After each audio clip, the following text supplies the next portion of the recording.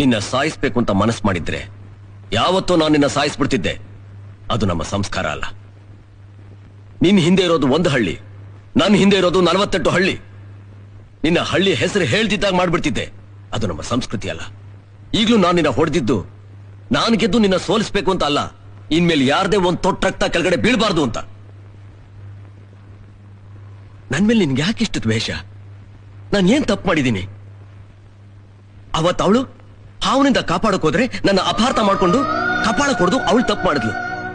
ಸತ್ಯ ಏನು ಅಂತ ವಿಚಾರಿಸ್ದೆ ಮರಕ್ ಕಟ್ಟಾಕ್ ಹೊಡೆದು ನೀನ್ ತಪ್ಪು ಮಾಡ್ದೆ. ಈ ವಿಷಯ ಯಾರಿಗೂ ಗೊತ್ತಾಗ್ಬಾರ್ದು ಅಂತ ನನ್ನ ಡ್ರೈವರ್ ಬಾಬು ಹತ್ರ ಮಾತು ತಗೊಂಡಿದ್ರು. ಕೊಟ್ಟ ಮಾತು ತಪ್ಪಿ ಅವ್ನ್ ತಪ್ಪು ಮಾಡ್ದ.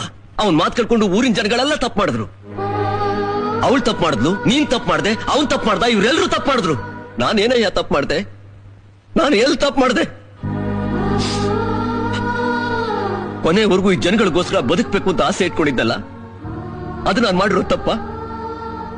ಹಸು ಅಂತ ಬಂದವ್ರಿಗೆಲ್ಲ ಅನ್ನ ಹಾಕಿದ್ದೀನಲ್ಲ, ಅದು ನನ್ನ ತಪ್ಪ?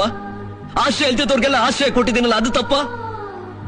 ಕೇಳಿದವ್ರಿಗೆಲ್ಲ ಕೇಳಿದ್ನೆಲ್ಲ ಕೊಟ್ಟಿದ್ದೀನಲ್ಲ, ಅದು ನನ್ನ ತಪ್ಪ? ಈಗ್ಲೂ ನಾ ತಪ್ಪು ಮಾಡಿದ್ದೀನಿ ಅಂತ ನಿನ್ಗನ್ಸಿದ್ರೆ ನಾ ಸಾಯೋದಕ್ಕೆ ಸಿದ್ಧ. ಕತ್ತರಿಸಾಕು, ಕೊಂದಾಕು. ನನ್ನ ಕೊಂದಾಕಿ ನಿನ್ ಕೋಪ ತೀರಿಸ್ಕೊ.